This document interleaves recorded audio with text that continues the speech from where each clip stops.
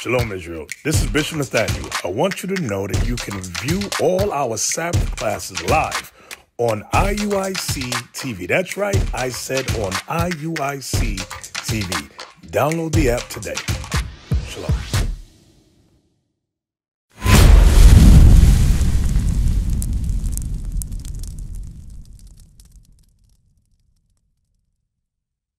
Shalom. Most High in Christ bless you all, family. All right, so this is the beginning to the quail farming. Just real quick, quick update. In regards to what motivated me, what inspired me to start quail farming, right? Was Captain Yadon, Houston camp, and all the Houston family were already engaged in doing this way before me. They inspired me to do it, and Captain Yadon gave me many pointers. When myself and all praise Bishop Kanah, we had visited Houston. This was a few months ago, and he pretty much planted the seed, and he told me the difference between quail and chicken. Even chicken have more meat, but he said small is sufficient to a man well nurtured, which is very true. And also in the last days, if you're harboring chickens and you have, the difference between the chicken and the quail is that the chicken will not be cockadoodling very loud. Okay, these they make their noise as you can hear, but they're nowhere near as loud as a rooster. Okay, so they kind of blend in with the birds in the area. So, matter of fact, my neighbor thought I only had. He was like, "What's that bird you got in there?" And there, I got like almost 30 something quail. So he only thinks it was one. So that goes to show you they don't make noise at all. All right. So all praise. Let's begin. Let's show you what we got over here, y'all. All right. So we got quail here. All right, that's the setup. As you can see, we have quail, we have the water feeder. Okay, and I'm gonna give y'all I'm gonna give you guys point it at me real quick, Abigail. I'm gonna give you guys how much everything costs, pretty much the setup. So right now, all the statistics that I'm going to give you are, even though you see over 12 quail, are statistics for only 12 quail, because if you begin quail farming, just start with 12 quail. All right, we'll do Q&A after this, just in case you brothers and sisters got questions. We'll do the Q&A, but you want to begin with 12 quail. That's what I would recommend. That's what I started with. And then you want to have one male for every 5 females. Okay, one male for every 5 females. They breed very fast. Okay, they multiply very fast. So the reason why you want to do that is because the males tend to fight over females, and normally you can keep the peace with about 1 male for every 5 females. So that's the recommendation. You can do 7. 7 is good too. 6 is good too. Once you start going around under 4, they may still be fighting. They may still be aggressive towards one another. So the recommendation is 5. So if you're going to get 12, then that would be a good way to start. All right. So 12 quail, right? So these are 2 cages that I put together. Very easy to assemble. Okay.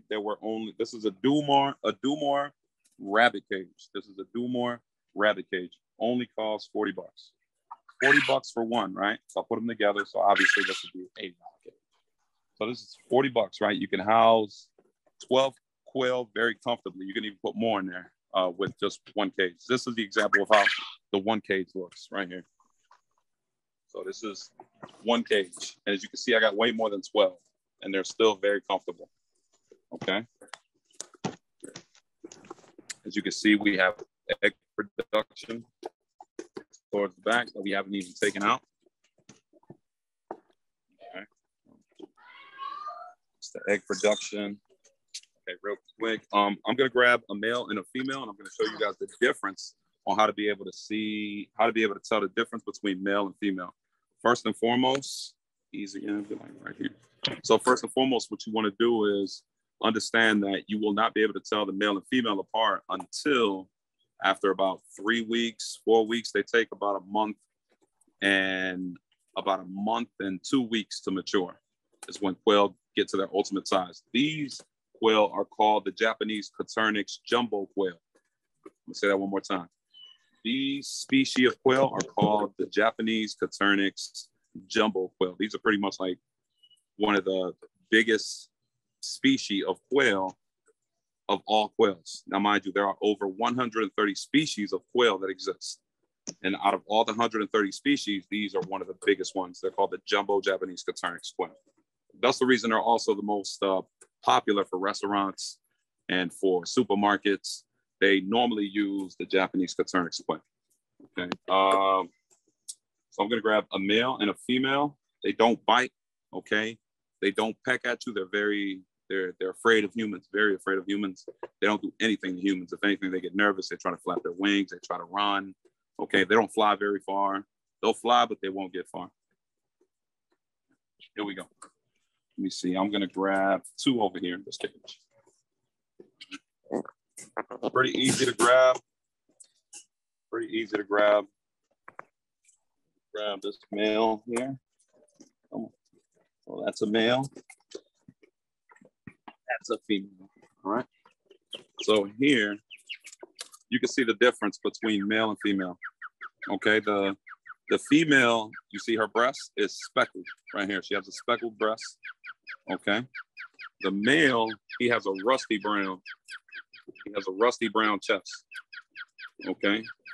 So that's the difference between the male and the female. The rusty brown plain chest that's not speckled, and the female has the speckled chest. All right. So now I'm gonna put him back. As you see, he's crying. Right. Come back in. There you go. All right. All right. So now, just to bring you back to where we were at, the cages are about $40 for a rabbit cage. As you can see, I got them up off the ground. That way, it's harder for pests like rats or anything else to try to get in and try to eat them. Okay, we haven't had any issues. We got raccoons and rats and all types of stuff. We live in the country out here in Temple, so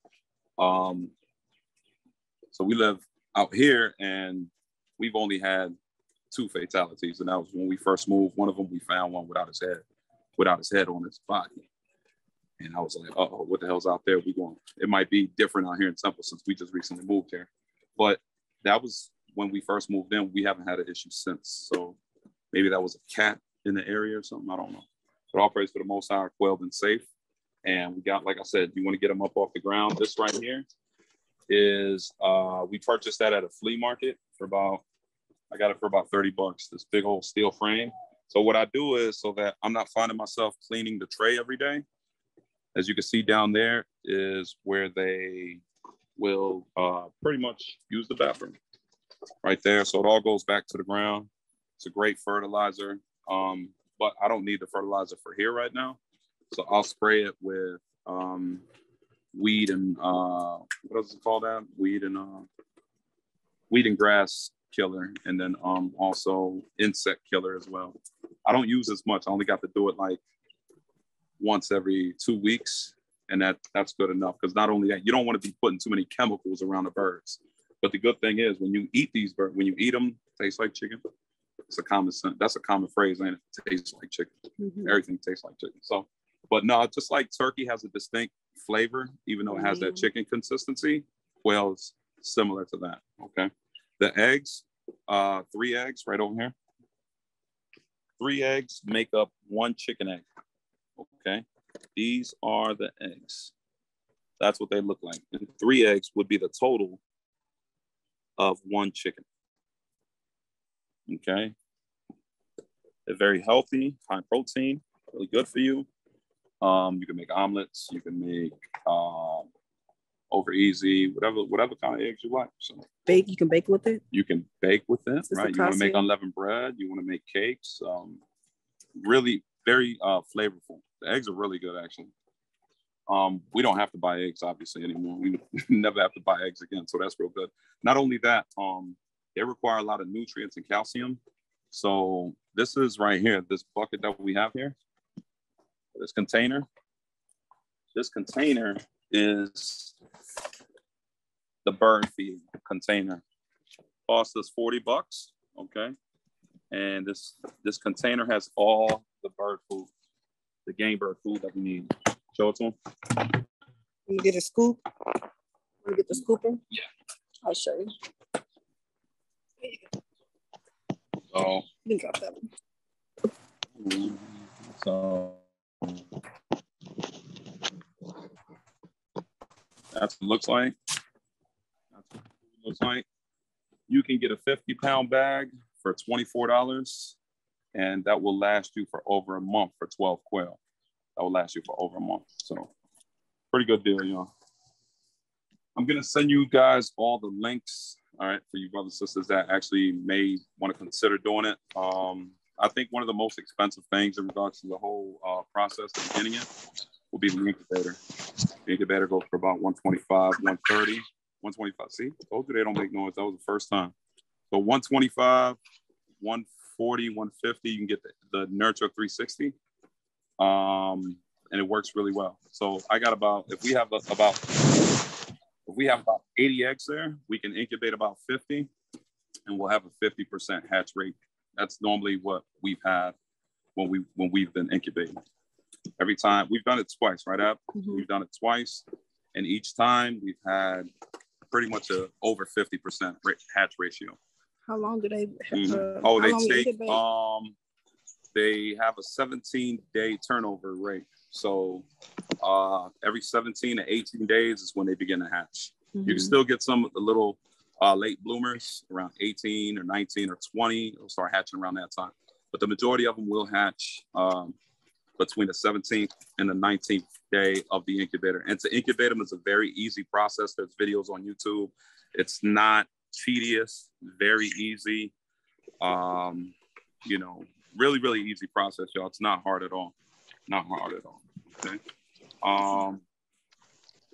Real quick. So these are not pets. Abigail tried to give them names. I said no. I already got names for them: teriyaki, barbecue, honey mustard. But we got names for the quails already.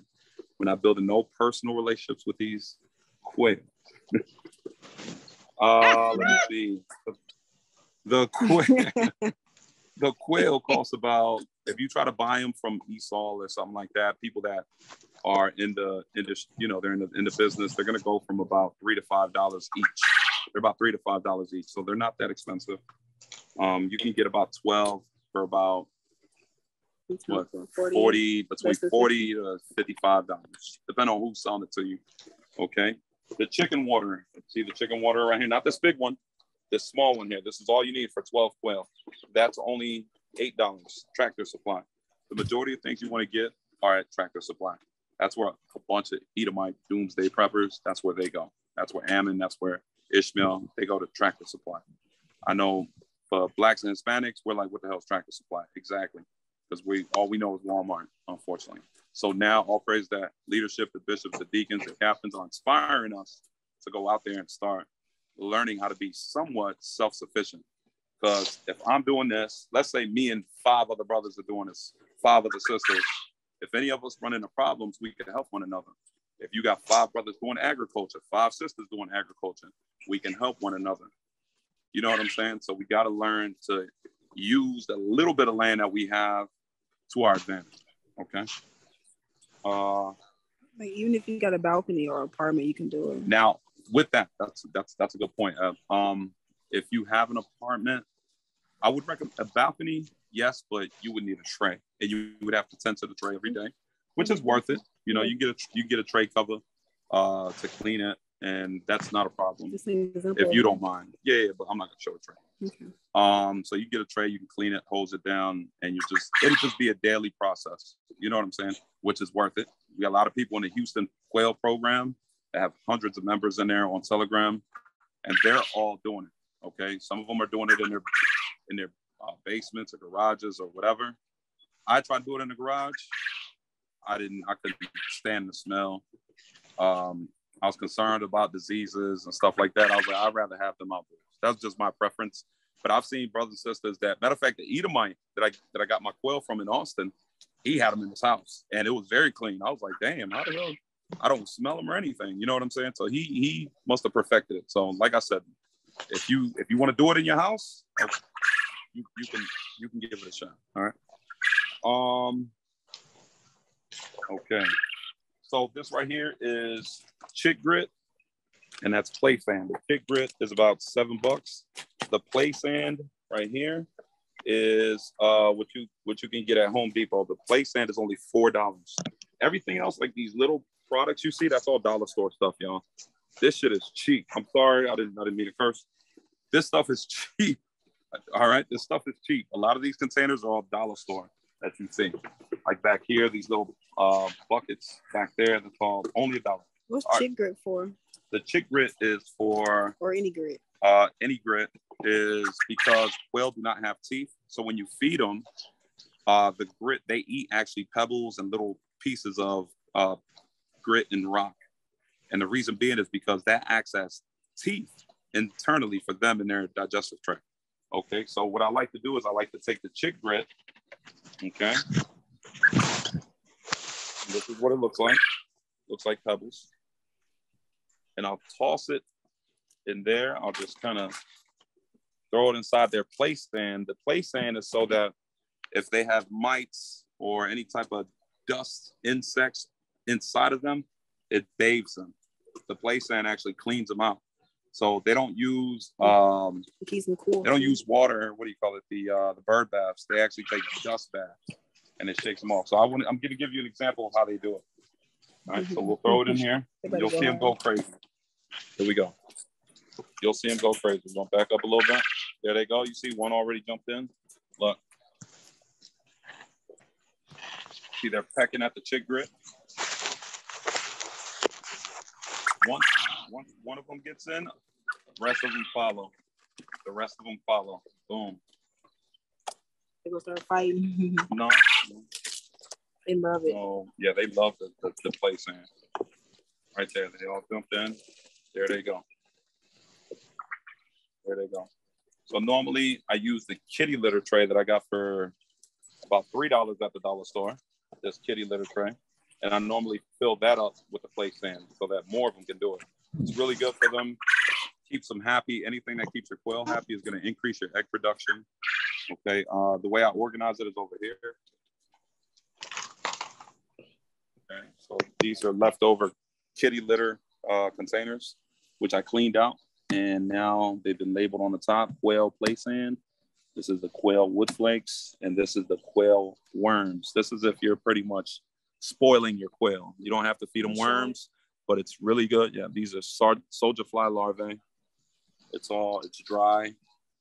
It's pretty expensive, but if you want to increase your egg production, highly recommend that. You can get a 5-pound bag for about $30, and it lasts you for like a month, and it really increases your eggshell production. Right. Let me make sure I didn't forget anything. The light, you like how much light they need to. Right at nighttime. Also, they normally mate during the daytime and then sleep at night.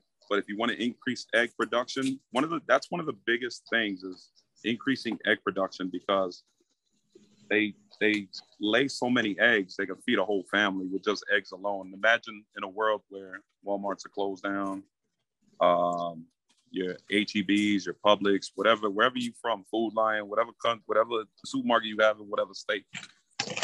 You can live off eggs alone. Eggs have magnesium, selenium, vitamin B, vitamin C, vitamin A. They got everything. It has everything. So very diverse food, to the point where you don't even need to eat the quail. You can literally live off of the eggs and just off of that. So what else was I saying now? So the lighting. Okay, so they normally breed at day. So what we do is we got a solar light here, and let me see if I can find the remote. I just saw the remote. I was looking at it. Here it is. So we have a remote. Show them the solar light right here. So it charges right here during the day, so we don't need to plug it in. And the light is right up top over here. I don't know if it's gonna turn on or not, but I think it's because it's still daytime. Yeah. But yeah. Right there. Normally that light is really good. You can also use like these lights over here. You could put the string lights. What they call that? String lights. Yeah, the string lights. Okay, and you could wrap them around the cage. And at nighttime, it'll serve as a light for them, and they will continue to breed. They will continue to breed and lay eggs during the night. Your egg production will go through the roof. That's why a lot of y'all see like the trays that me and Abigail had. and we didn't know what to do with them. We was like, let's just bring them to the congregation, and brothers and sisters would snatch them up, all praises, and they, we got really good feedback and reviews from that. But yeah, we had so many eggs, we didn't have nothing. Matter of fact, we was like, we gotta let them rest. We've been overdoing it. So now we've actually been kind of keeping the light off at night and letting them sleep and rest. And we still been getting really good egg production. Let me see, I want to make sure I don't forget anything. So I gave y'all, for the water, last but not least, and I'll take questions after this, wrapping it up. The water, what you want to do is you want to invest in some of this. This is apple cider vinegar, okay? You don't have to get the expensive organic one that costs like $10 a bottle. You get a regular one at Walmart for about $1.39, $2, Apple, a big container of the Great Value brand, and you want to put just a cup of that, half a cup of that for this one inside their water, because what happens is it helps kill any worms or parasites they have in their body, and it disinfects the water that they drink, and it also minimizes mold. So apple cider vinegar is a virtue. If, once again, you're gonna buy the equipment and you want to start up, apple cider vinegar is very key to their health. It's really good for, like I said, any parasites or worms, for producing good, healthy quick. All right. So I think that's about it, y'all. It's not hard at all. Like I said, all praise to the Most High. They're not loud. Nobody really knows I have them. We have them covered. They're out in the open. So all praise to the Most High. That's about it. So hope y'all enjoyed that production. We'll take questions. Brother Nashawn, sir. Hey, shalom. Shalom, sir. As far as the apple cider vinegar goes, what is the parts per what, as far as, what I'm saying, when you put the apple cider vinegar in the water? Mm-hmm. Is it a cup to a gallon of water? Right. That's a real good question. I got like a 5. How many gallon is that right there? Huh? I forget what gallon, but the one that I have, the round one, to start with 12. Okay, so that's too much. I'm not gonna give them the equations for that one. I'm gonna give you the measurements for the 4-quart one. You honestly I would do like 2 tablespoons. I would do only 2 tablespoons for the 4-quart one. And you don't have to do that all the time. You could do it twice a month. And you're going to change the 4-quart one out. You're going to change that one out like every 3 days, 2 days. So it's going to take, it's not going to take much work. It's pretty simple, but it is going to, you do have to tend to them every now and again, or they will die. Like, you can't just abandon them. Like, hey, well, he told me they was going to be over. Yeah, they didn't have no water. Sometimes they go through the water, depending on how hot the day is, they go through water very fast. So that's why I said, if you get the 4-quart container, that one's real good. As you can see, I have, how many gallons was that? 12? 12. Yeah, I got a 12-gallon bad boy in there. And I've sprayed, and I put, a cup of apple cider vinegar in that one. And that one will last me. I could go to Tabernacles. I can go to, I could be gone for a whole week and they still got water, What were some of the headaches as we were the headaches? Yeah. You want to put them on even ground for these waterers, because if not, these waterers will spill. Also, these waterers, I'm glad Abigail said that, because one of my biggest pet peeves with them was this right here. When you buy the chicken water, you want to put it up high. You see, I got it like on top of like a weight, so that the water is almost head level. Because if not, what's going to happen is they're going to walk inside of it and they're going to be pooping all inside the water. You're going to have to change it that much more. So you want to be able to elevate their water so that they're not pooping in it. And if you see a little bit of poop in the water, that don't mean you got to change it out neither. But if you see too much of it in there, it's highly recommended. If not, they can get sick. So I elevate it, and I find less fecal matter in it when I elevate it. It's a lot better. All right. Farming, I'm telling y'all, like with these little quail, it's not for the weak, y'all. I'm telling you, a lot of you brothers and sisters, if the ish hit the fan, all that scared of insects and, ooh, it's dirty and I got boo-boo, and if you, come on. We're going to have to grow out of that, right, Ab? Like Ab was, if she got a little bit of boo-boo on her finger, or if she got anything dirty, you know, Like, she a princess. So, my Lord, when he was traveling, I had to overlook the quail, and one actually died for whatever reason. I think he just got slowed down, and they climb on each other. So one actually died, and I had to bury it. And I had to overcome that fear, like, oh my God. Also, while he was gone, we had a batch of the chicks hatch, and so I had to overlook that as well. I was so nervous, but all praises. I was able to just go over with it.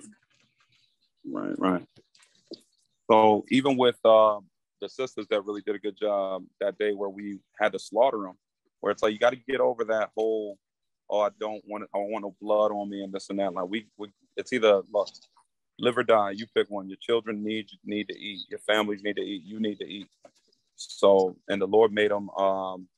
He made them lawful. You know what I'm saying? So, we're so used to Esau killing our animals or harvesting our plants that we're like, oh, I don't want to plant foods because that brings in ants and flies or whatever, certain insects. We gotta find ways around that. Say again. They have to mute their mics. Okay, so yeah, that was it for that question. What happened? And the Most High fed us with quails and numbers. Right, the Most High fed us with quails in the wilderness in the book of Exodus, I believe. Right. So all praise to the Most High. Any other questions, y'all? Yes, sir.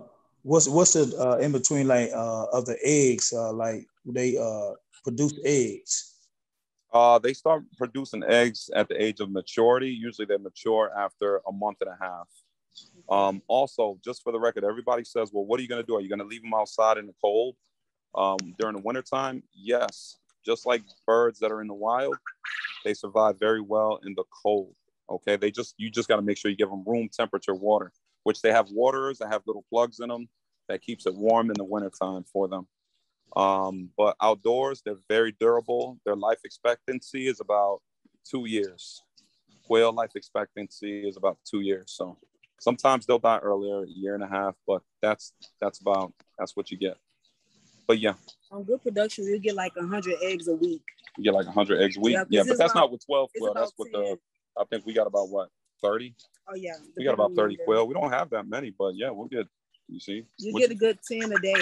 10 eggs a day, yeah. We got a bunch of eggs we didn't even grab yet that are still in there that we wanted y'all to see. So yeah, you get a lot of eggs, y'all.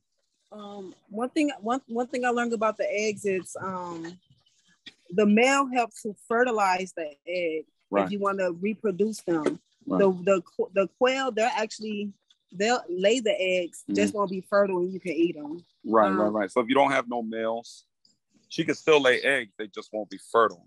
Like once again, the male only helps fertilize the egg, meaning the male has the life. Just like the man, he has the sperm, the seed. So, you know, you can lay the egg, but it ain't got no life in it until that male fertilizes it. All right. So all friends, good point. What else we got? Any other questions? So how often do y'all feed them the chick grit and the sand? Oh, that's the chick grit. I just sprinkle it once a week inside their play sand, sometimes once every 2 weeks. And this is the feeder. There's more information on the feeder. I know y'all can hear me kind of rushing through this. There's more information. I'm just summarizing it. But this is the feeder that I made. I bought this at the dollar store. I bought this at the dollar store. I keep the holes up high where they poke their heads in because you don't want them. You don't want chicken feeder because I'm getting the feedback, y'all. Somebody mute your mic. You don't want to get this one. Because where's that feedback coming from? They have to mute it. Hello? All praise. Okay. So yeah, this is a chicken feeder. So this one doesn't work that good, y'all. So it's recommended more so for the baby quail. It's good for the baby quail, but not really for the quail. For the bigger quails, because they'll put their heads and they'll shake it everywhere, and then you'll be like, yo, why are they wasting the food? Yeah, they're wasting the food. They'll treat the food like it's play sand, and it'll get everywhere. That's the reason why I created this with some $2 store products here. So now if they do try to shake it around, it stays inside of the container. Okay, it helps you save a lot of money in the long run. Any other questions, family? Yeah, go ahead. Ask. Let's take the question first, real quick. What was the question? Shalom, sir. I have a question. Yes, ma'am. I don't know if anybody's talking, but shalom, sir. I just wanted to ask, how long do those eggs last? Do you have to go ahead and cook them within the week? Well, I know y'all can't cook 100 eggs, but how long do they last? Like 2 weeks or something? Maybe? Right. The eggs are let me talk about how long they are fertile first. They're fertile for about 2 weeks. No, it's about 2 weeks. They're fertile for about 2 weeks. After that, they're no longer fertile. There's even been people that have said they have bought eggs from the store, quail eggs from the store. And I'm talking about eggs that were well over 2 weeks, and they incubated them and they hatched. So you got like testimonies like that, but normally you want to incubate them before 12 days, around, before that. And then when they go bad when this is how you do the test, right? This is how you know if it's bad. The egg's bad. You take a container, you fill it up with regular water, and you put the egg in the water. If the egg descends down to the bottom of the container, it's still good to eat. If it floats, you might want to refeed it back to the quail. Don't throw it out, or you could put it in your soil to fertilize with that egg. Remember, we don't understand like how much treasure we throwing away when we throw our trash away. I could easily toss the egg, or the way we do when we peel potatoes and tomatoes, or we could keep it for fertilizer, or where I can actually just feed the egg back to the quail. I make an omelet, crush the eggshell too, because the eggshells have calcium. Yeah. Okay, go ahead. So Abigail's going to show you all the photos. Here you go. Okay. I'm going to show them all of these in the video. Just an example. Mm-hmm. Can y'all see that? Can y'all see that, family? Yes, ma'am. Yes, ma'am. Yeah. So that's just, I was getting ready to make my Laura's an omelet. That's an omelet, a veggie omelet. Eggs, yeah. Right. Yes, with onions and peppers and things.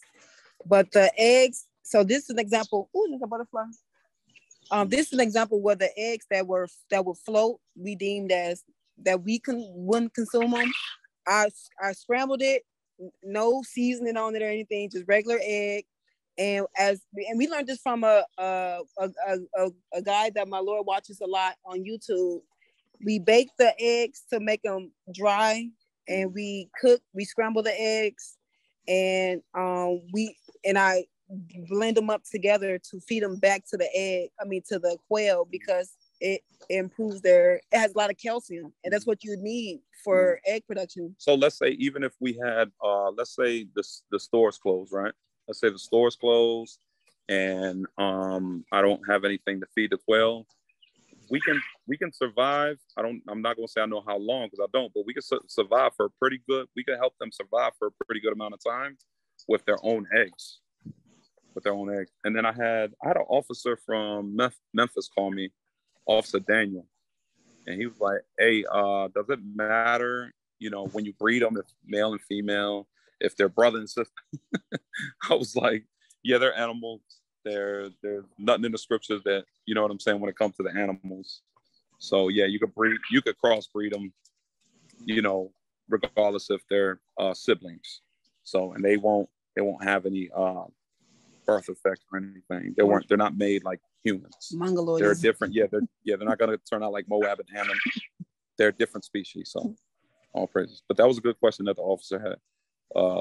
Hey, shalom. Sarah, I hope you got some good understanding. Yes, sir. Thank you. Hey, shalom. Yeah, I got a question. So, for someone that lives like myself in an apartment, what would be a good basic starter kit? I know you said with the 12, at least start with 12 quail, but equipment wise, what would be a good starter kit for somebody that lives in an apartment? That's a good. I would do a smaller cage. I got a smaller cage over here. Where's that at? Right on against the thing. Yeah, I got this small cage over here.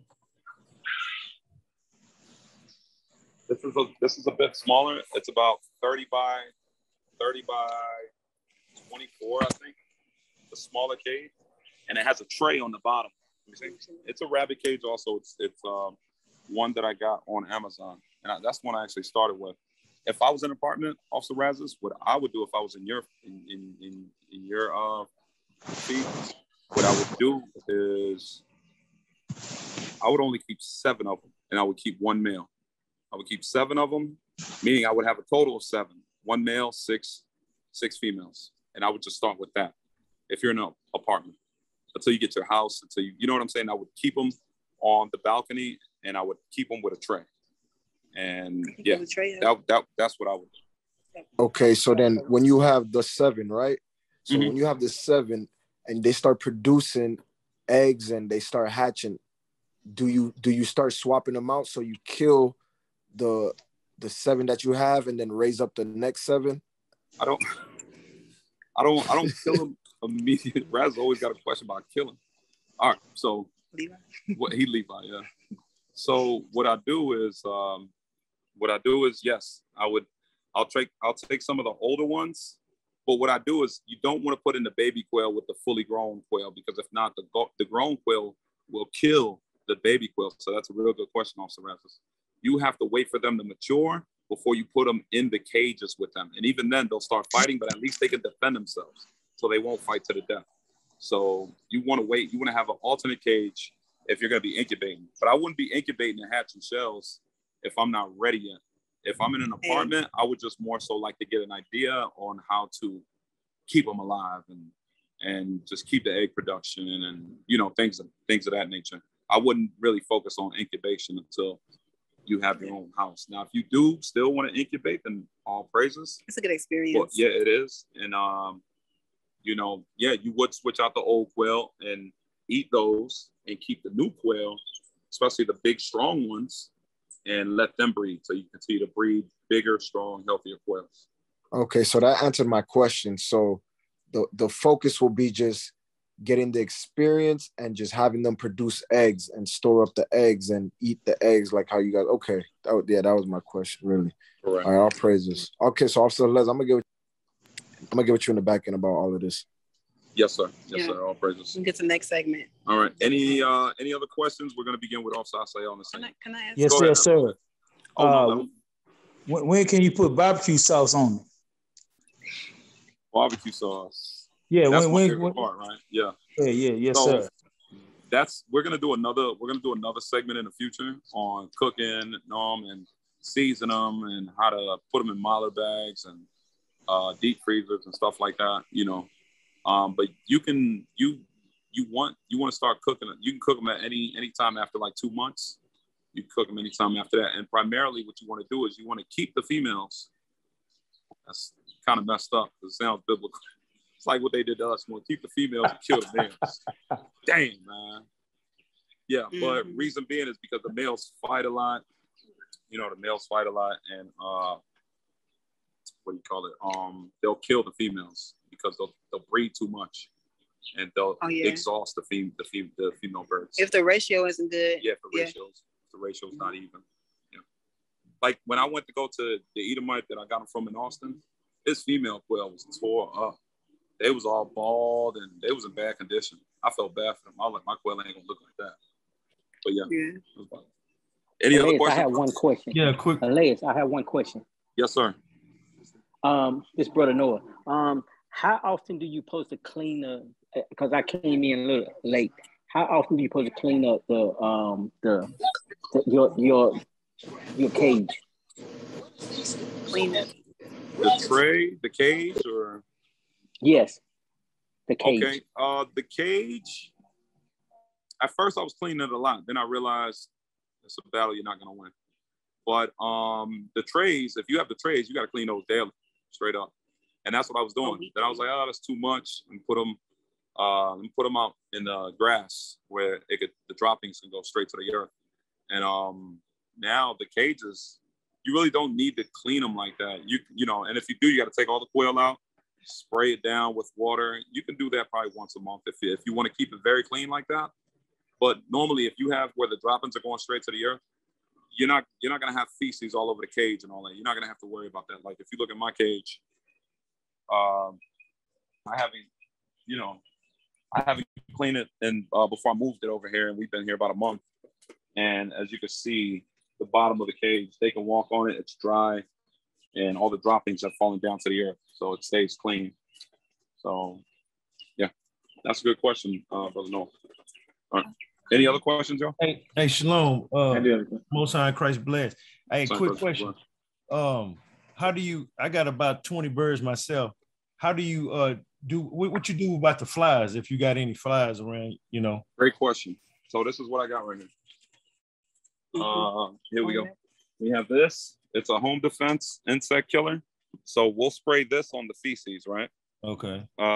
Underneath, we'll spray that, and this right here. They were like 2 for $10 at Walmart. There's a bag cutter. It's called cutter. You connect this side to your water hose, and this acts as an actual water hose when you connect it right here. You turn it on right here, and then you start spraying. And I did it right before the call, so as you can see, there's no flies right now. Before, prior to this, the flies were everywhere. Abigail, she was paranoid. She was, oh my God, they're all over. So I sprayed some of this bad boy. As you can see, there's no gnats, no mosquitoes, no flies. And normally, you only want to do this if it's like too many bugs, or if you have company coming over, so that when they do come over, they're not what do you call it? Here you go. Yeah, flip the camera. So if you have company coming over, they get to see the quail, they get to hang out, and there's not mosquitoes, gnats, and flies everywhere, landing and messing with you. Yeah. But that's what I do. Okay. Let me ask you another question. I see that you have where you was talking about the droppings can fall in your cage, because I have a bottom on mine, and what I did, I put sand in mine, and so and he was talking about the cleaning of the cage. I don't think when I clean mine, I just try to rake the top portion of the poopings and the droppings and the feathers and all that stuff, and try to get it out like that. But I use sand, so because they like to, play in that sand and take their sand baths and everything, and I find that very useful. But I was just trying to see about getting rid of those flies, because they can be kind of a nuisance. Yeah, they can bother a little bit, but the sand is a real good alternative in regards to pest control. So yeah, that's not a bad idea neither, the play sand. So that's a good point. So you also have wood flakes, wood chips. Now I am running out of time, y'all, and I want to make sure I leave time for Officer Asael and the house of Brother Nathan. So any other questions, just text me on the back end. If you want to join the Houston Quail program, the only one I'm gonna send you the link, you got to show me that you got a cage, you got some birds, you got to show me that you're in it. Some of y'all just be nosy. Y'all just want to be in groups just to be in groups. I'm like, hey, if you serious about this, join the group. Everybody, the first ones to join are the ones that ain't gonna do it. So, family, if you're serious about it, like I said, hit me up on the back end. Sisters, if y'all are interested, hit my wife up. And we'll make sure we get you the invitation link to the Houston Quail program, where they have so much more information. All right. So with that, I'm going to end my quail farming presentation for now. And Lord's will, we'll see you again with an update. All right. So right now we got Officer Asael coming up with Sister Abishaya in his house to bring out a presentation on agriculture, which I'm going to be listening to until my next meeting. So, hey, shalom, family. Everybody mute your mics, please. Okay, so what I'm going to do is we recorded a video Friday just before the Sabbath. I didn't know what time I would come on, so I wanted to make sure that we got some good footage. Can everybody hear me okay? Yes, sir. Yes, sir. Okay, all praises. So I'm going to run this video, and if you have any questions, I can stop and answer, or if you can, just hold them to after the video, okay? And I'll be able to answer any questions you may have. All right, can everybody see the still pic? of the video?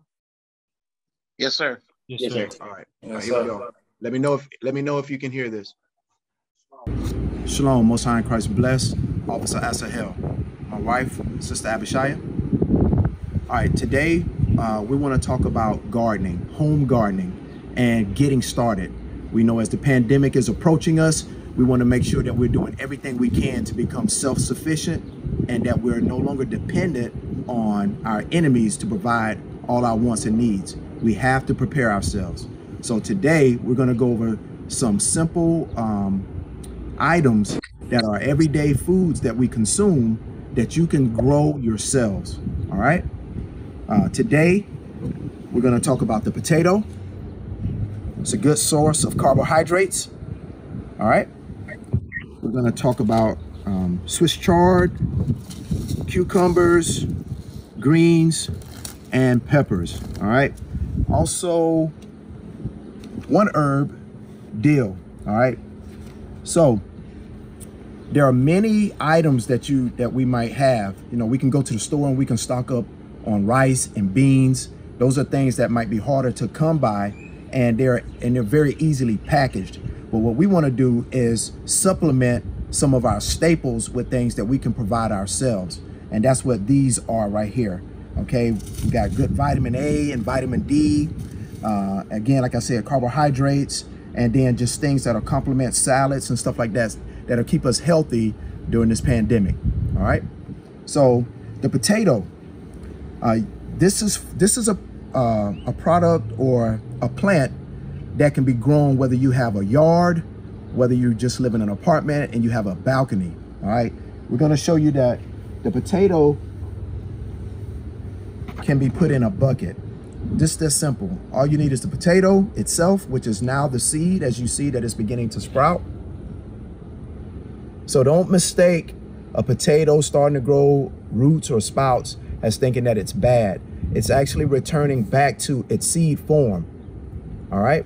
And we're going to show you that this one potato could produce anywhere from 6 to 15 additional potatoes.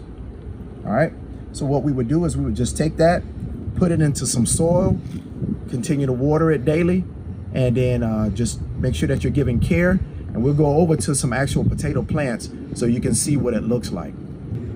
Shalom family. So I'm gonna show you real quick how to start the seeds for the cucumbers, for the Swiss chard, and for the collard greens. Okay, so in these little pots you get potting mix soil, and you fill it this much. So you poke a little hole in the middle there, and you're gonna put at least 3 seeds in case one does not germinate, and just drop it right there.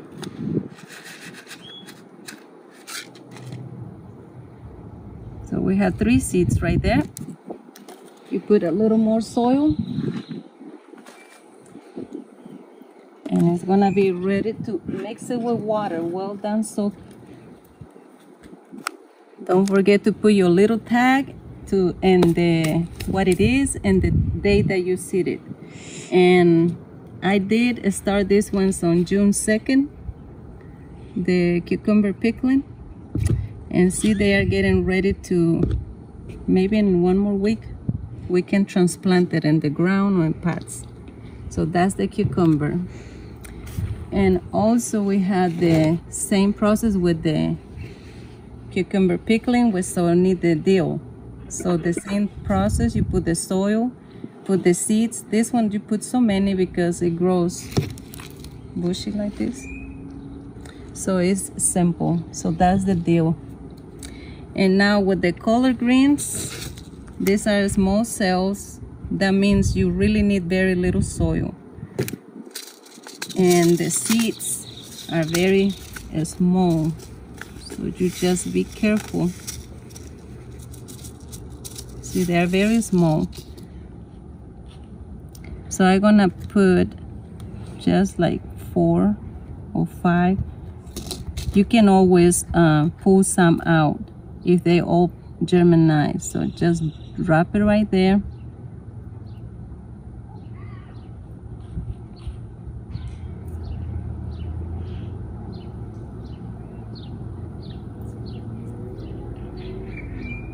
right, and again, you just cover it with soil.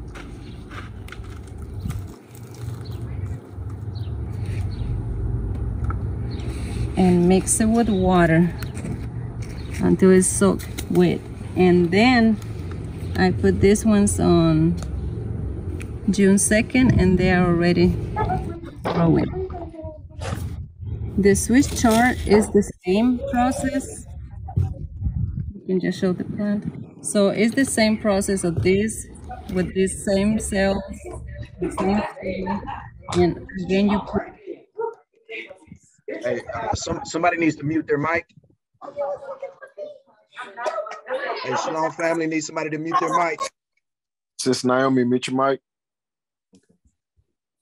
Okay, so thank you for that, Paul. So one thing I want to point out about the seeding process, when they're small seeds and we're starting from just the seed, this is the time that you got to make sure that your soil stays moist, okay?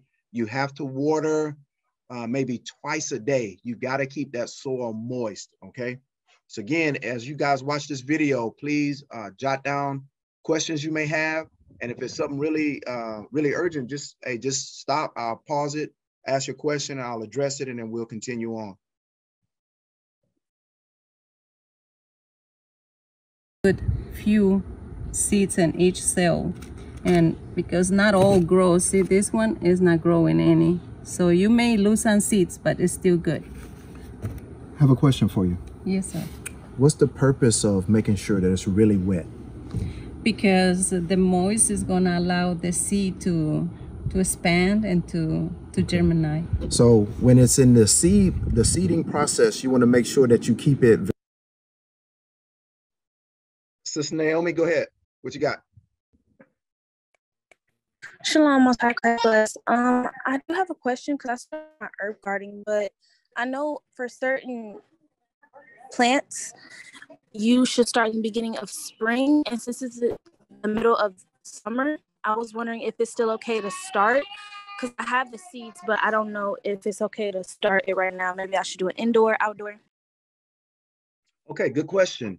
On the back of your pack, on the back of your seed pouch, it's going to tell you what time of year is the best.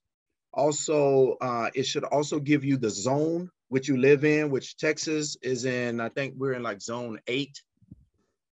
And it'll tell you the best time of year to plant. Now you can plant pretty much any time. You just have to look at what you're planting and the season for that to be planted. Okay.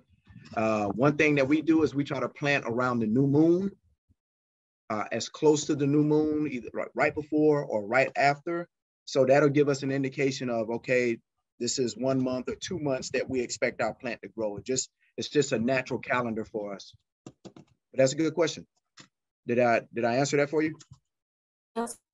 Okay. Yeah. So just no problem. Just look at the back of your seed pouch, and it should give you an indication on the best time to plant. Yes, sir. Also, do you do anything for indoor? Because when I started my herb, it's so in the summer, it's cold inside rather than in winter, it's warm in the inside. So since it's cold and moist in the inside, my herbs got fungus. Do you recommend humidifiers or some sort of heat to make sure that doesn't happen? Or is it better to just do outside and then replant into the...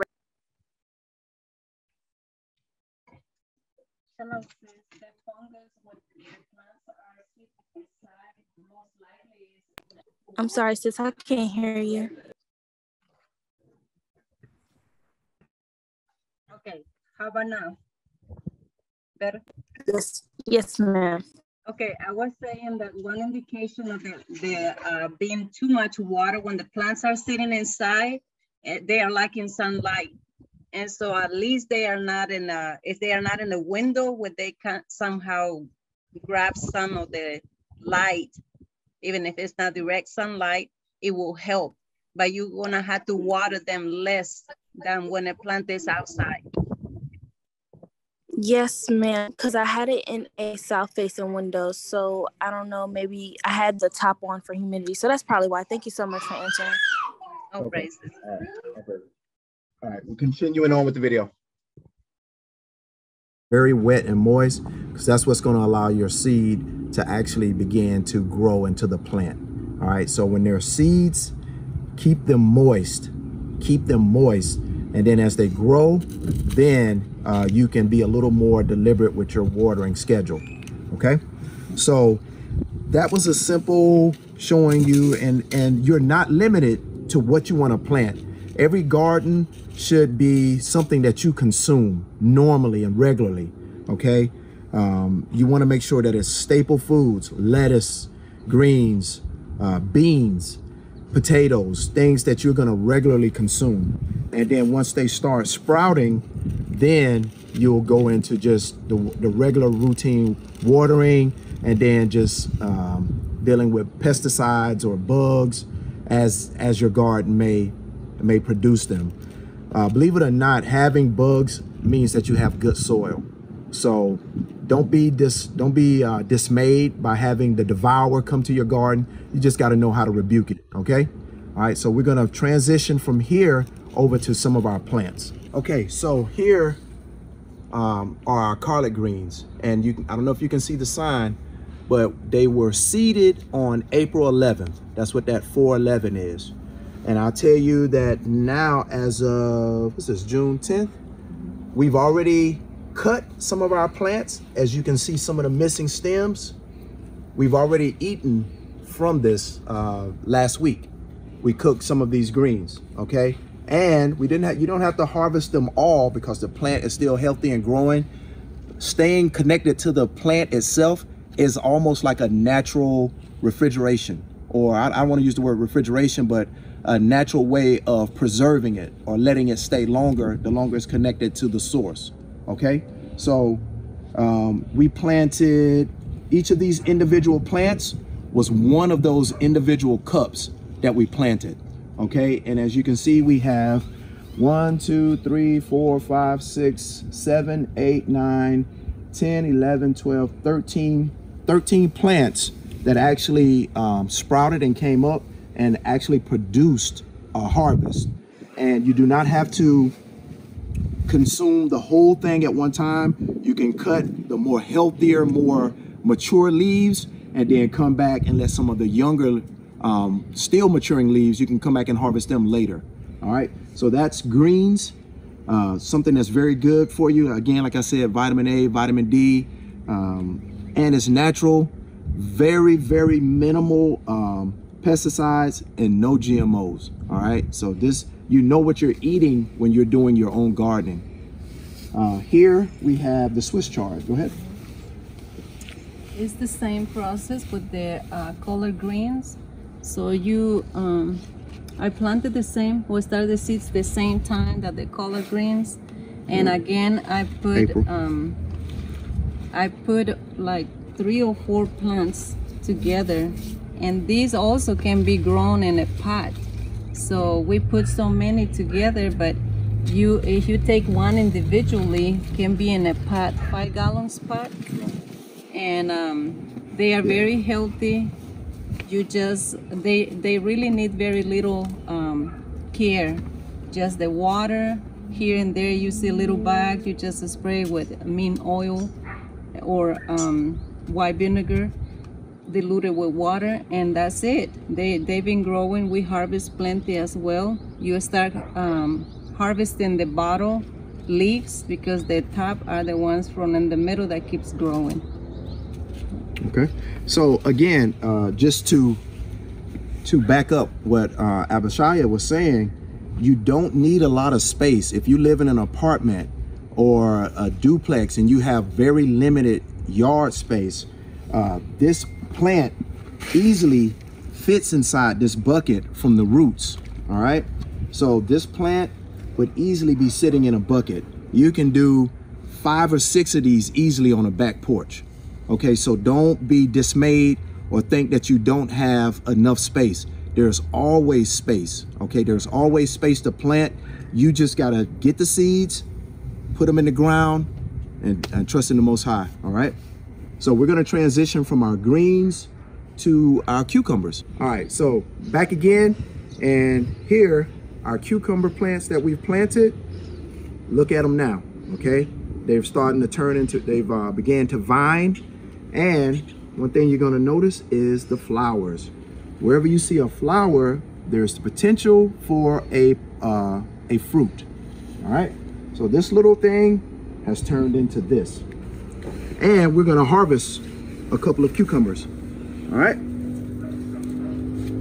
So here you go. Now it looks like this, probably because it hasn't been turned. One thing you want to do is you want to come out and periodically just rotate so that the sun is hitting it evenly. All right. So this one got a little more rotation. We're going to harvest them both. There's nothing wrong with this. It's just that it didn't get a lot of sunlight on this bottom side. Okay. You just want to take it, twist it off the vine. Same thing here. Just want to take it, twist it off the vine. Any of you ever had Sister Abishaya's cucumber lemonade? This is where it comes from right here. All right. And hey, here we go. We got another one. Now this one is being suspended by the trellis, so it wasn't laying on the ground, so it got sunlight. You're gonna get different shapes, all right? But this is a good cucumber ready to go. Let's see, we got any more ready? Where at? Oh yeah, here we go. All right, last. Okay, does someone have a question? Yes, sir. This is Brother Timothy. Shalom. Okay, Brother Timothy. Shalom. Most high Christ bless. Go ahead. What you got, bro? So in the previous segment, when you were in the garden bed with the Swiss chard and the other ground vegetables, I noticed you had a smaller flower plant. Is that like a defensive plant against pests, or is that also food? No, actually what that is to encourage pollination. We try to put flower plants around, strategically around different parts of the garden so that it'll attract bees. And you know how important bees are to plant life. So by that's just something that we picked up. We noticed that the more bees we have in our yard, the better our plants do. So yeah, that's why that was there. Good observation. Yes, sir. Yes, sir. Good question. Great question. I like the garden. Hey, all praise to the Most High.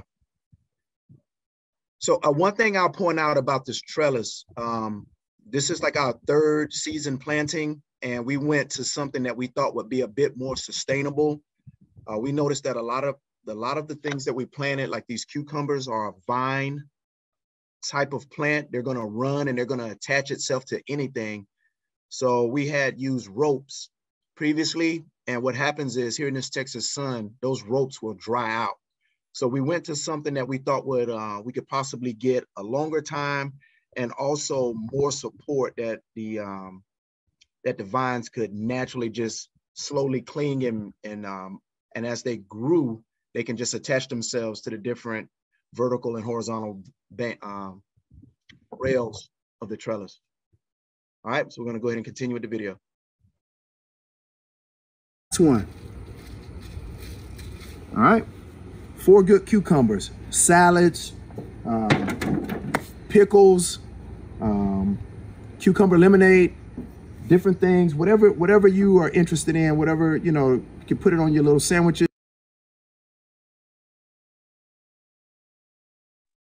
Okay, I got two raised hands. I can't see who you are right now. Which whoever's up first, go ahead.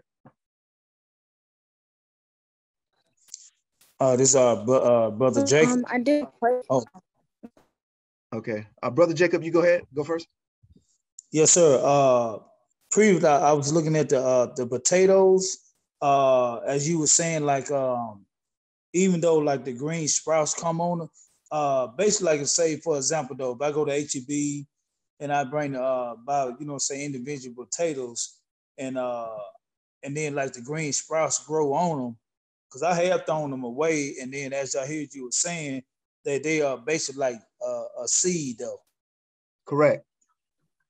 Yeah, just give it 1 second and you're gonna see the potatoes. We're about to transition to the potatoes. Yes, sir. Yeah, so just hold that. If your question doesn't get answered, just raise your hand and come back in, okay? Yes, sir. All right. I think that was Sis Naomi. Next. Yes, sir. Yes, sir. I did want to question about the pesticide.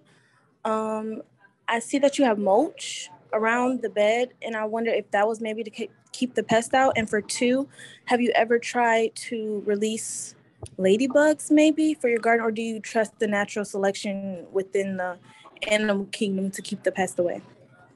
Yeah, I let and I'll tell you this. I'm still learning. Let me address the mulch first. The mulch is just to help keep the plant moist and provide a barrier against the Texas sun. And that'll help keep the soil and the roots from drying out. So that's the purpose of the mulch. As far as pesticides, we try to use as natural a pesticide as possible. And I can share some of the products. What we got right there? Have you tried neem oil? Is that good? Yes, neem oil is definitely one of the products that we use. White vinegar. We've actually just doing a lot of YouTube research. We will boil orange peels, lemon peels, and take the broth of the orange and use that to spray on our plants. Cotton balls with peppermint oil. So we try to be as natural as possible. So just remember that if you do use pesticides, just make sure that you really wash your plants good after you harvest them. Okay. Yes, sir. Do you have preventative options? Like, is the neem oil prevent? Go ahead, Abishai.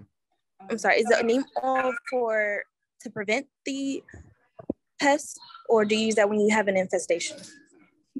We have not really put anything. I'm sorry, sis. It's kind of hard to hear.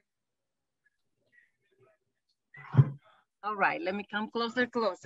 You hear me? Okay. Yes, ma'am. Okay, so the preventive thing is really have not something that we do. As soon as I identify any bugs in the plants is when I start spraying the plants with the neem oil or with the white vinegar diluted with water, and that's how we go. I try as much as I can not to put really strong pesticides. Yes, ma'am. Thank you. Okay. All right, we're going to continue on with the video. Just a few more minutes. Whatever the case may be, it's a great source of hydration. A great source of hydration. For you sisters out there, you know, you can even sleep with them on your eyes, you know, help keep those keep your beauty up. All right. So that's cucumbers. And now we're going to transition from our cucumbers over to our potatoes, and we're going to show you what that harvest looks like as well. Hey, Shalom, back again with our potato harvest. Remember that little potato, as it was beginning to sprout, is letting you know that it's ready to be a seed. So all we did was we took the potato and we planted them. This is one potato. This is a second, a third, a fourth, a fifth, a sixth potato. Now we had more in the box, but we've already harvested. All right. So again, once you start getting the sprouts, this is telling you that it's really ready to go into the ground to become a plant again, where it's going to produce. Now let's see what one of these potatoes produces. Okay, Brother Jacob, the sprouts are actually what's going to turn into the vegetation that you see above ground. All right. Yes, sir. There you go.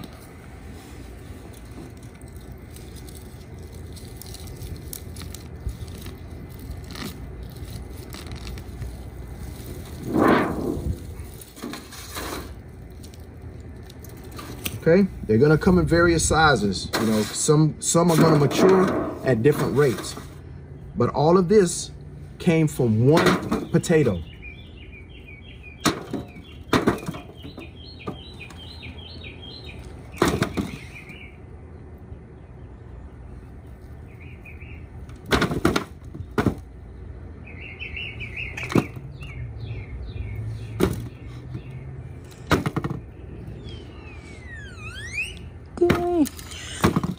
Get it, baby.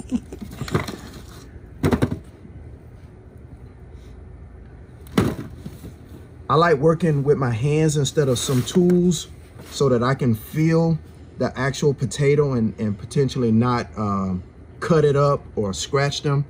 But again, all of this is from one potato. I think there's still a little bit more down in here.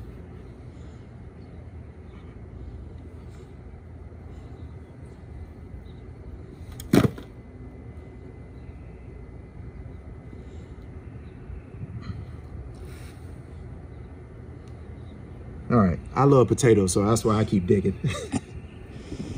Hey, look at that.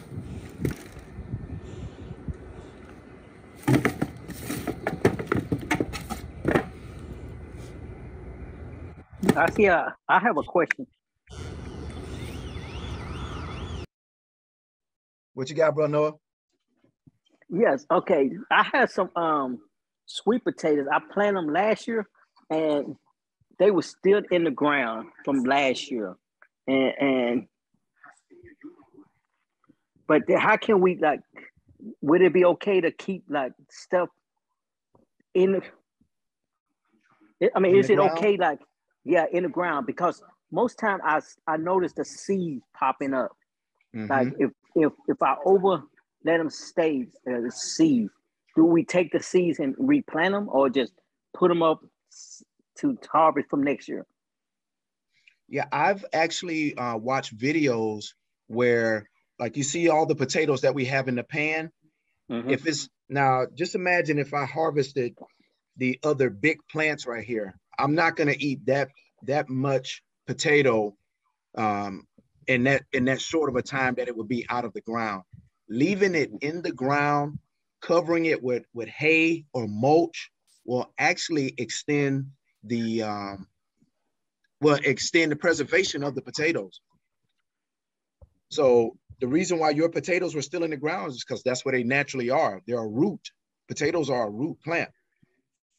Oh, praises. Yeah. Thank you. Yes, sir. So one thing you're gonna see is in our garden, one thing we like to use is mulch. Here in Texas, it gets really hot, and the mulch will help keep moisture and help be a natural barrier from some of the heat. Okay, so different little techniques you'll pick up as you grow more and more in gardening. This is our 3rd year gardening, so we're still learning, and we encourage you just start. Just start. I like potatoes because you get a lot. You know, you buy a bag of potatoes, a 10-pound bag of potatoes, you can set out 10 or 12 and just plant them in a little space like this, and look what you're gonna get back. Again, these went in the ground. These went in the ground at the end of February. They went in the ground at the end of February. Half the box you see has already been harvested. So we've already been eating out of this box. And again, like I said, leave them in the ground. That's a natural way to preserve and to extend the life of them until you're ready to, like, okay, we've eaten a pan of potatoes. Now let's go to the next one after a while, okay? Here we have a younger generation of potatoes. And what we're gonna do is we're gonna add, we have some open space. Maximize your space. This is not decoration. You wanna use all the space you have. So Abishai is about to plant a potato how she normally would. And again, like I said, we are now focusing on maximizing space and getting the most out of the available real estate we have. All right, so the soil, you just lose the soil. The potato seed doesn't have to be that deep, so barely cover the potato. Why don't you want it to be so deep? Because the potato is a root, so the potato grows on the ground. Ah, okay. So you just want the potato to be barely covered on the surface, and then the roots can go deeper, and then the potatoes So grow. the more ground I have, potentially the more deeper potatoes I can get. Okay, all right. All right. So So you just put it right there. The little sprouts are facing up, and just cover it. And it's ready to water it. And that's it. Okay. Let me bring you the water hose. For the potatoes, you have to make sure that they are evenly moist, because again, it takes days to sprout, and when the plant start growing, so now you can monitor the water. But when you put it in the ground, make sure that it's evenly moist.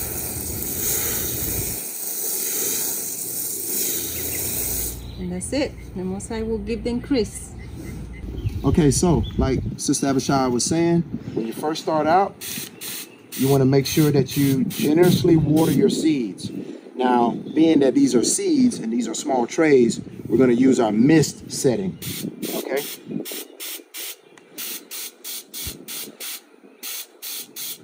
And you can control the strength of your water flow by just turning it down at the faucet. Okay. Make sure that when you water, you let the hot water run out of the water hose before you begin, and then you can come and mix with cooler water. Okay.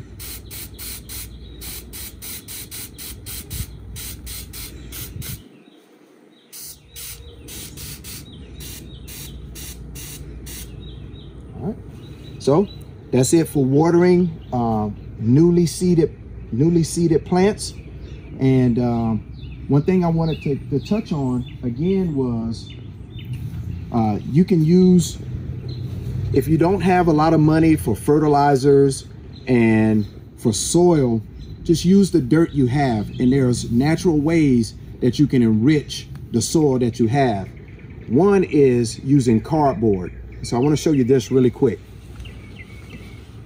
We put a lot of cardboard down in our yard, and it naturally breaks down. Cardboard is a good source of carbon. That is one of the essential things that you want to add to your ground, okay? Carbon and nitrogen. Another thing that you would want to do is we actually even use ash. We'll scoop up this ash and we'll use that as well. Another thing is coffee grounds, but you want to make sure that it's an organic bean, that you grind that bean itself, and that you use natural coffee grounds. You can use that. And then everybody has this food waste. Okay, use your food waste. We brought this out. It's going to attract flies, but the purpose of it is it's going to go inside either a compost bin, or you're going to mix this down in your soil to include things like egg shells. You can crush all of that stuff up, banana peels, meat. Just don't put any bones out, but anything that's going to cause worm activity in your soil. By worm, I mean the earthworms. The earthworms, as they come along and they start consuming, they're going to leave earthworm poop. And earthworm poop is a nitrogen. It is a very good source of nutrition for your soil. Okay, so where there's healthy soil, there's going to be earthworms. And the way to stimulate that is by using things like cardboard, food waste, coffee grounds, and a lot of watering. Okay, when we first began our garden, our earthworms were as thin as thread. Okay, but now year 3, our earthworms have fattened up almost to the size of licorice. So that is, we know that our soil is getting healthier. Each year you garden and you plant, your soil should be getting healthier and healthier. But that's also gonna invite, you know, bugs that's gonna try to feed on your plants. And so what you gotta do is just do your research and find out how to mitigate that. You can do coverings, you can do some natural pesticides that are organic based, and just different techniques. You just gotta do some research. But most important, Israel, we have got to get started gardening. We got to put our hands in the ground and let the Most High bless what we're doing, okay? So, one other thing is, again, like I said, you don't have to go out and buy a bunch of pots. You don't have to go out and buy a bunch of things. This right here is from Sam's or whatever box you might get from Amazon. You just want to make sure when you use cardboard that it doesn't have plastic on it, and that it's not colored and plain. You want to use as plain cardboard as possible, just a plain brown cardboard, because anything else could have chemicals in it. Even if it comes with tape, just pull the tape off, and that cardboard is perfectly fine to use. But here, we're growing arugula, which we planted this in April, and now, of course, it's not the Passover now, but when the Passover comes, you're growing bitter herbs right here, okay? And so you'll see that we have a lot of things that we're seeding, different plants, and we're just putting it in cardboard. Again, like I said, you don't have to have a big backyard. You don't have to have a lot of land. You just gotta have a willingness and a little bit of innovation in how you start your garden. Get these boxes. Hey, go by and ask paint stores, hey, can I have your old paint buckets? You'll look over here, we're using a lot of old paint buckets, okay? We're using anything that we can find.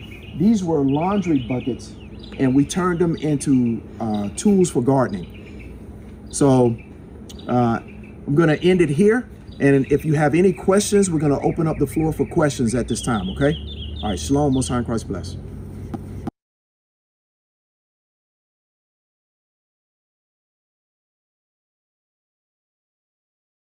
It's finished. Okay, shalom, family. Most High in Christ bless. All right. Hey, Most High in Christ bless y'all. Hey, did you do a Q&A real quick? We can only take 3 questions. Yes, sir. You did the Q&A already or no? It's been going on within, sir. I probably answered about 4. Okay, I had to get on the all praise. I'm gonna go back and rewatch it. That's why I'm glad we recording this thing. I had to jump off real quick, but I'm back on.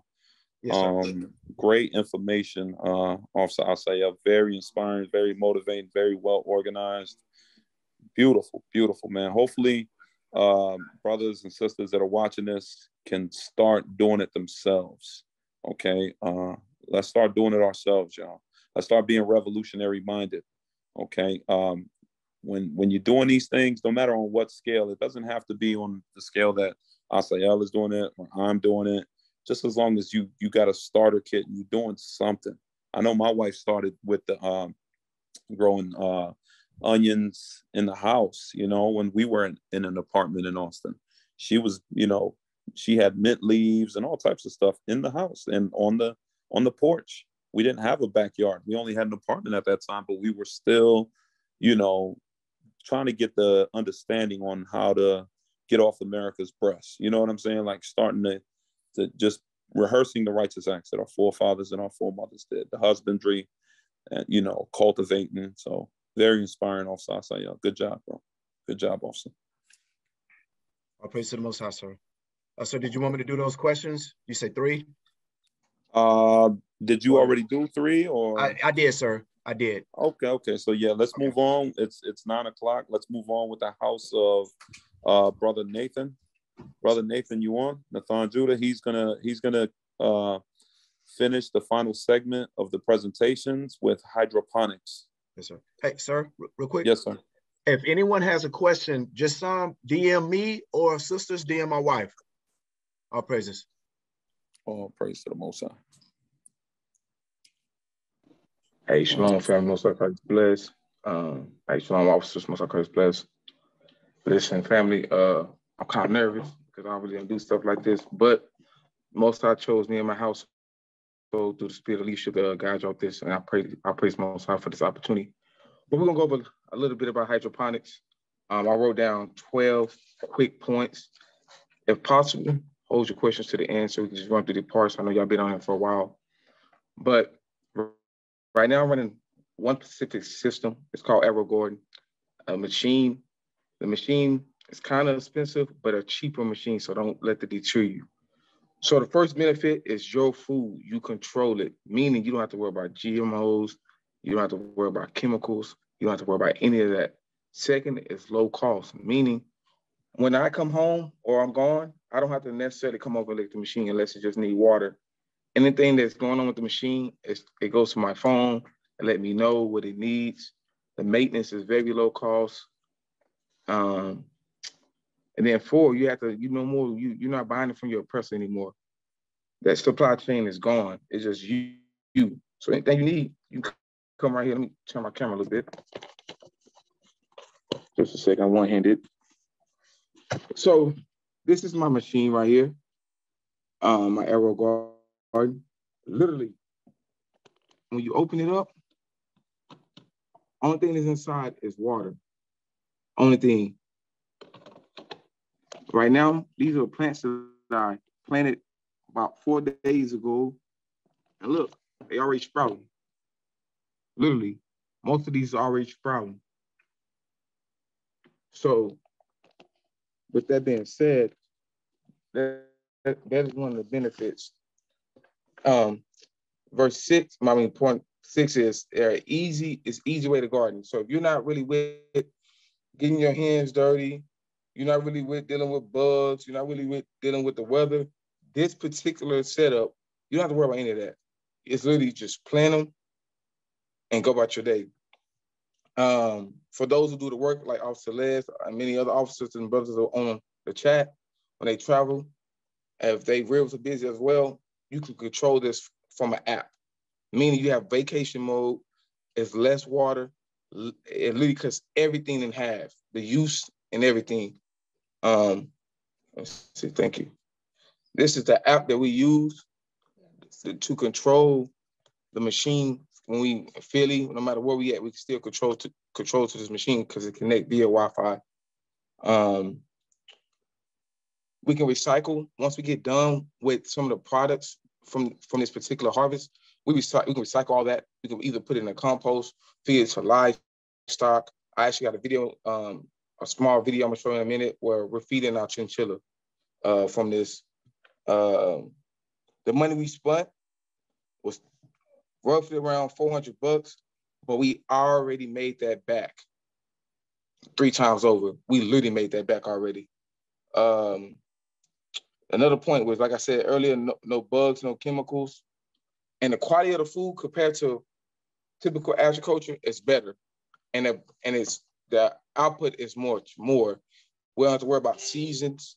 We don't have to worry about time frames, meaning if you want strawberries, you normally get them in the summer. You can't buy them in the winter. With this machine, with hydroponics, you can get it anytime.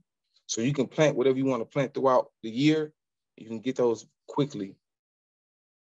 So now I'm going to show you some of the things that we have grown and we use it in our household.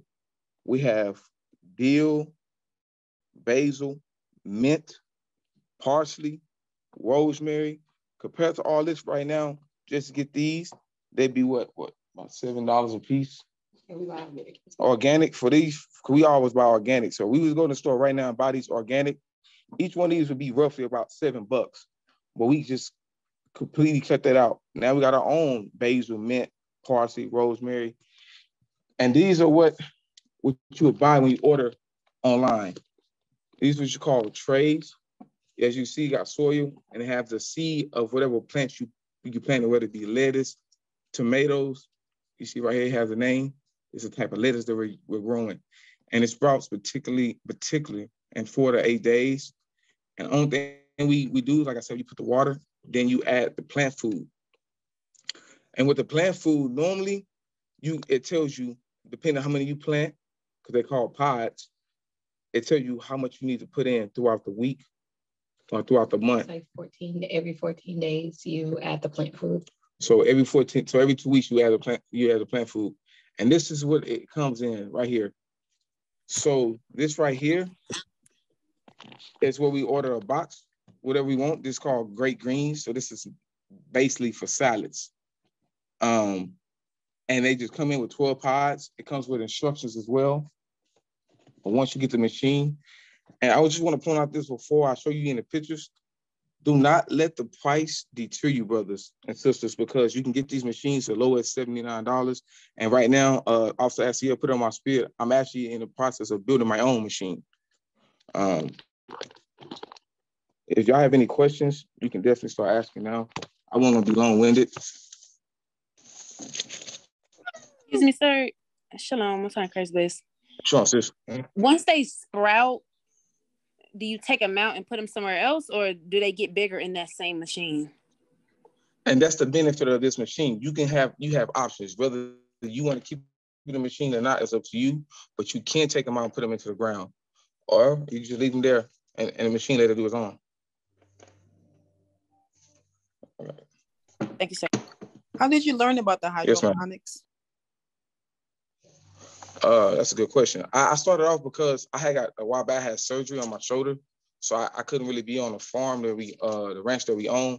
So I just started researching aquaponics at first, which is dealing with fish. And at first it was like with the fish, it's a lot of maintenance, there's a lot of stuff I had to be involved with. So long story short, there was a reason why I was just researching, just trying to figure out how can I plant with being so limited with strength and stuff like that. Yes, sir. All praises. Where'd you buy your machine at? I don't know who was first. Who was that? Where did you purchase your machine at? Oh, shalom, bro. Amazon. And you have them at Walmart. You can just order them online and get them in. Like I said, I got a machine on the way. And they was just cheap. They don't sell right now, actually. So Amazon, sir. Shalom, sir. I have a question. Go ahead, sis. So I do have a few plants planted in water at this very moment without the machine, but I do notice that repotting them inside soil, when they do get bitter, they have a difficulty transitioning from water to soil. And I was wondering if you had any problems or recommendations with that process, because I do have avocados, but I know sometimes with those, they're kind of hard to go in soil afterwards. And that's because you have to realize you went from strictly water with no soil. What soil tends to happen is the plant that you just planted from water, it had direct sources to its own nutrients. But come to soil, it loses a small amount. So that's why the plants start to struggle. Then you realize they start to, when you start to plant them more and they start getting more water, they start to settle off a little bit later on. But when they first start off, it's because the higher nutrients was coming from strictly water. Now you got soil involved and some of the nutrients are being lost. That makes sense. Yes, sir. I completely understand. Do you have any recommendations for that? Do I water more frequently within a few weeks after I transition, or? Well, I'm not gonna say and act like I have all the answers, like because I'm still very new to this. So what I would suggest, based on what you're saying, is I would leave it in the water just a little bit longer and let the plant get a little bit stronger, then transition over to soil, if that makes sense to you. Yes, sir. Thank you. The whole question, I believe leadership had a question. Yes. Just a moment, sir. I think this came from also Les. The question was, what do we have planned right now? Right now, and listen, I am country, so do not make fun of me when I talk. Some of the things I cannot pronounce. So we have different lettuce. This is salad greens. We have romaine, arugula, black seeded Samson, which is basically different lettuce. Marvels of 4 seasons. And all this right here, if you Google it and go do your research, these by themselves, just for a bag of these individually, are $6, $8, up to $15 in some places by itself. Now here it is, we have different type of lettuce that we have right here at our own house. And once they get big enough, we can plant them and eat them. Any other questions? Yes, sir. I have a question. Yes, sir. Go ahead. So I do hydroponics, but I don't have an advanced setup as that. So when it comes to the oxygen levels and the pH, parts per million, how does a machine take care of all that, or do you have to, do something yourself? Well, I can't really show you right now, but I can show you where the card comes in. So right here on the back of the machine, we have a basically, this is right here, cord goes into a sensor that's inside the tank that controls all of that. So yes, the machine does it. So what I would suggest to you, get on Amazon, Google, YouTube, whatever, and just Google what sensor you need, because I want to know what type of sensor it is that they use inside the machine, and basically it can correlate exactly what's going on, what you need to control. Typically, your pH shouldn't be off too much because you should just be using regular water, meaning, really be honest with you, I don't even use sink water. I rarely use that. I use bottled water. I know it costs a lot of money for water, but that's what I just do just to take the extra step, if that makes sense. Yes, sir. Thank you. Somebody had their hand up? It was me. I'm gonna put it down. Okay, before y'all go, let me show y'all the benefits of different plants. This is video of a harvest. So I'm gonna play it again. So y'all see all that? This is the same Greater Good Greens package we bought. And look at that. Look at all the benefit of lettuce and different type of lettuce you have right there. All at the click of your finger. And Lord's will, this is different plants that we had. And Lord's will, this is the end goal that me and my household plan on doing. That's all I have on my end. Any more questions?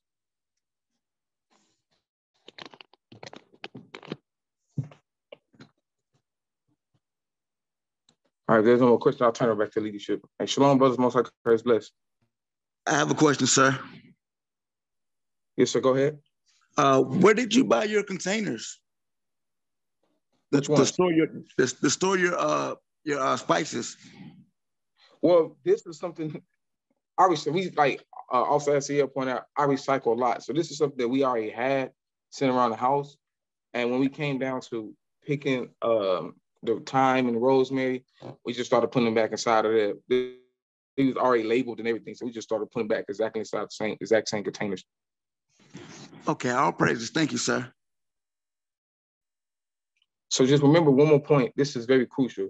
The whole point of this is just to make sure that you're controlling the aspect of leaning on your oppressors, meaning that you don't have to go to too much to shop at Kroger's, Walmart's. This is time you can be safe at home, time your ribs can be at home if you're married. And also, this is something that eventually, if you live in an apartment and you don't look to buy a house no time soon, these are machines that you are looking to get because you can maximize the space and you can grow just as much as you want.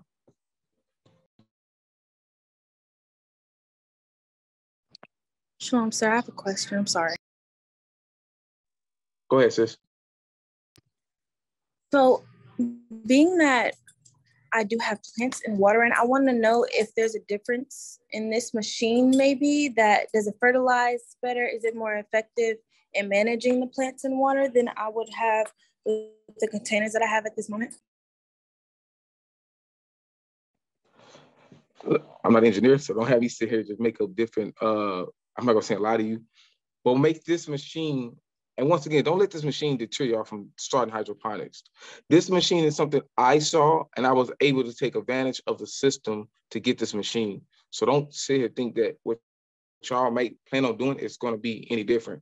This just have more of a tech savvy aspect of doing this, meaning you could be doing just fine what you have. Only thing I probably would suggest that you should do is get the sensor, like I just told the brother, and make sure you have oxygen pump, because that's what's going to be very important for the plants, the oxygen. No matter what. Yes, sir. And no matter what, I have an LED light, which I forgot to show. I'm glad you asked that question. So if I'm gone and I'm on vacation, this LED light is so powerful. Literally, I could darken this whole room right now, and this light would take care of, as you can tell, I just darkened the room, and this light would keep the plants growing. So that is the biggest thing too. It has to have sunlight. You got to have oxygen and sunlight and water. You cannot. There's no way you're overwater. And there's no way you can overwater them. Yes, sir. So I do change out my water every week because I understand oxidation levels need to regulate, but I have a grow light and I wonder if that's any different. I can't have the grow light on all the time because, you know, they can't be active 24/7, right. But is that light, can you control it to where it's not on all the time? Yes. With this, I got to set up through the app, and also this machine right here, this you can experience this machine right here tells you whatever crops you're growing, it controls the time. So right now, if I go right now, let me walk through this briefly. So I can go here to the machine and go to quick plant. and go start. And I'll set it up the way I need to set it up. And I'll tell it what I'm growing. If you can see right here, I'll tell it what I'm growing. Lettuce, next.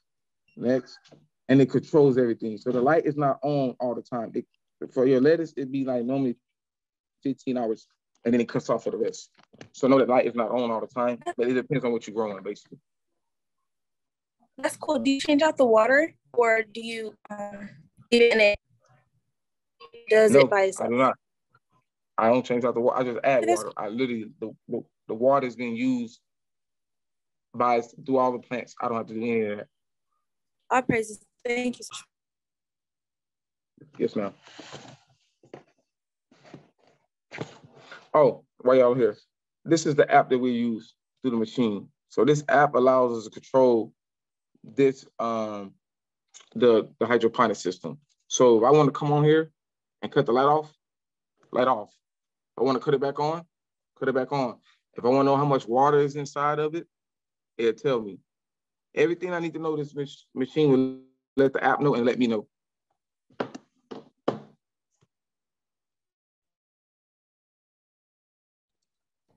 Any more questions for Alicia?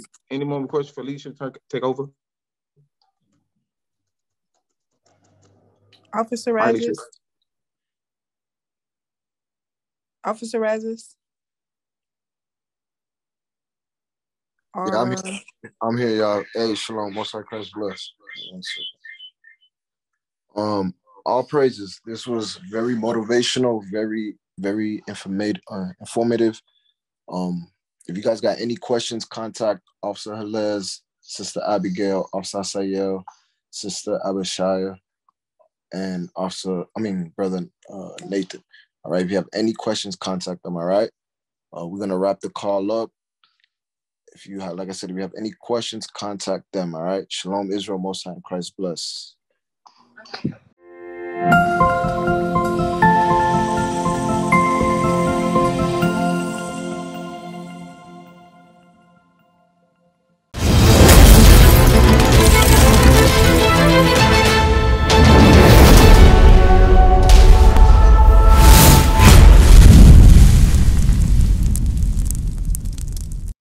We used to scream black power while Heron was pushed.